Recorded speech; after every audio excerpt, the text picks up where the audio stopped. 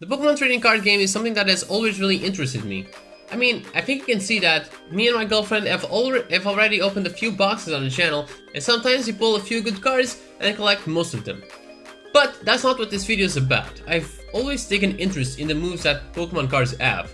Like, I don't know, look at this Blastoise from Team Up. It has a move called Hydro Tackle. That's a dope move. At least a dope name for a move.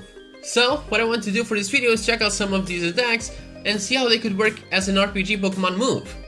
And what another way would there be if it wasn't by checking out the original TCG base set? Let's get into this, boys and girls. Number 1. Special Punch. Hitmonchan. Special Punch just sounds like an interesting move overall. In the RPG games, you have the staple elemental punches and some other variations like Dynamic Punch, Rain Punch, and even Power Up Punch. Well, how about if Special Punch were to turn into a move like the Tri-Attack? For starters, it would be a normal type move, and once it dealt damage, it would have a 20% chance of paralyzing, burning, or freezing the target. It could deal 80 of power, and it could also be 100% accurate. Since the first Tri-Attack is a special move, what if Special Punch was its physical counterpart? Number 2. Leak Slap. Farfetch'd. Some Pokemon have signature moves. These moves are mostly only learned by specific Pokemon or legendary Pokemon like Mewtwo's Side Strike, Lugia's Aeroblast, Ho-Oh's Sacred Fire, Groudon's Precipice Blaze, and Kyogre's Origin Pulse. These moves have a really badass ring to them, and most of them break the game. So what if all Pokemon had one signature move? Since a signature move makes a Pokemon stand out more, and once I learned about Leak Slap, I think it would fit as Farfetch'd's signature attack. This move's description in the TCG is: flip a coin, if tails, this attack does nothing.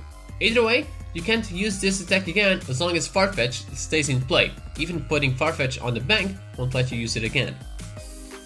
This attack could work by combining something like Double Slap in Last Resort. Once you use Leak Slap, Farfetch could hit the enemy 2 to 5 times, but it would fail if the user didn't use the other remaining moves at least once. So it could deal quite a bit of damage to the enemy if you know how to play your cards right. Get it? Number 3. Flare. Growlite. We're currently leaving the 7th generation of Pokemon, and there's still no move like this. Flare could work similar to Flash, since Flash reduces the accuracy of the enemy and is able to eliminate dark places. What if Flare were to raise your evasiveness by 1 stage, but it wouldn't be able to light up the other places? Since it's a Flare, the enemy would be kinda blinded, and it wouldn't hit you that easily. Sleeping Gas. Gas Sleep. This one's pretty obvious. This could work like Poison Gas, which poisons the target upon contact, but instead of poisoning, this move would make the enemy fall asleep. Now, that's just like Sync, Grass Whistle, or even Hypnosis. Yeah, you're right, but again, not every Pokemon can learn those moves. Sleeping Gas would be the same. It would be a poison type move, and only cages Pokemon and Pokemon that release some sort of gas would be able to learn it. So Pokemon like Grimer, Misdreavus, Ghastly, or Coffin could learn it. Talking about Coffin, Foul Gas, Coffin. In TCG, Foul Gas works in the following way. Flip a coin, if heads, the defending Pokemon is not poisoned. If tails, it is not confused. This could work in a similar way. This move could be a poison type, but according to the typing of the Pokemon, it could either leave your opponent poisoned if the Pokemon you're using is poison type, or it could get the target confused if the Pokemon you're using is from another type. By knowing this, you could build yourself a very interesting team, and you could surprise your enemies with this simple move.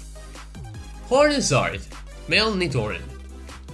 Much like Leak Slap, Hornizard could be some sort of signature move too. This move could only be learned by the Nidoran line, both male and female. Now, how would this work? Its attack description is: flip a coin, if tails, this attack does nothing.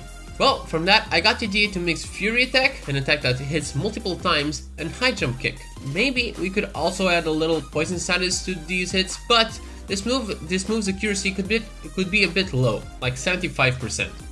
So it has more chances to fail, and if it does fail, then Nidoran would end up by taking some damage. It doesn't have to lose half of HP like High Jump Kick, but it could be something like a quarter or a third of the user's HP. Thunder Jolt, Pikachu. Surprisingly, this move has already appeared outside of the TCG universe. That's right, this move is Pikachu's and Pichu's neutral B in the Super Smash Bros. Series. And funnily enough, it works very similar to how it's stated in the TCG. Flip a coin. If tails, Pikachu does 10 damage to itself.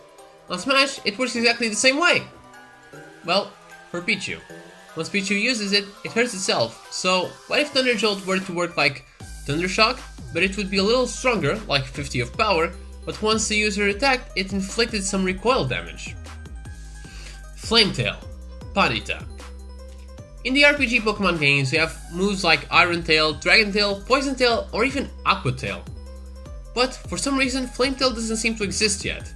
Come on, freaking Charmander uses something like that in the first chapter of the Pokemon manga. Let's create it. Flame Tail would be definitely a physical kind of move, like every tail-based move is, and since there is an Aqua Tail, this would be its counterpart. Aqua Tail has a 90 in both power and accuracy, so we'll go with the same thing for Flame Tail. Plus, since we're still here, why not add a 10% chance to burn the target?